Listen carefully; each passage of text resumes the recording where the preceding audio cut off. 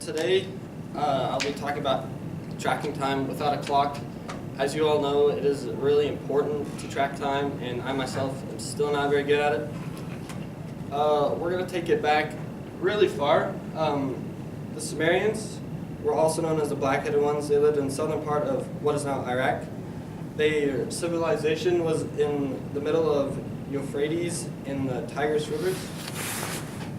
They lived back in like 4000 BC, and these are the people that created the actual first time tracking device, which is the sundial.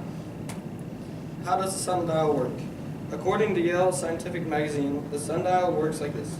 When the Earth rotates about its axis, the sun appears to move across the sky, causing objects to cast shadows. A sundial contains a genome, or a thin rod, that casts a shadow onto a platform etched with different times. As the sun changes relative positions over the course of the day, the rod's shadow changes, thus reflecting the change of time. There was an unfortunate turn of events. After all the Sumerians died, they couldn't pass down the knowledge of the sundial to anybody, so there was like a gap year.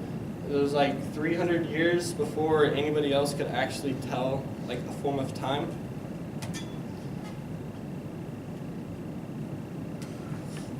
The next people that actually came up with another form of time was the ancient Egyptians.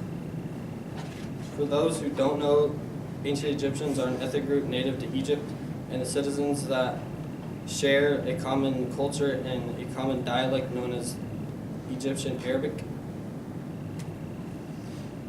This group of people came up with the idea of building obelisks. These obelisks weren't only just to tell time, but to commemorate a god or an event that has happened. These are just a few places that they were built.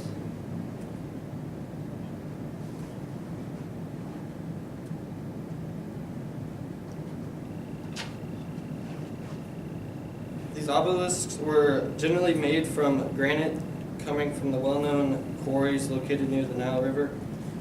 Later on, around 3500 BCE, the Egyptians used the shadows of the cast to tell the time of day. Each obelisk was built to tell a story, but they worked very well as a shadow clock. Later on, about like 250 years later, they actually made the first portable timepiece, which was called, it's their version of the sundial. This portable sundial was about like 10 to 12 inches long. The rod was marked with 10 to 12 sections. According to the Egyptian MrDon.org, this is how to tell time. You point to the end of the rod towards the east in the morning, and then towards the west in the afternoon.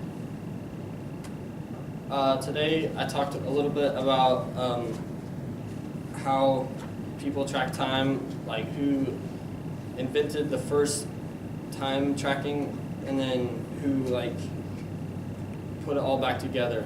Thank you.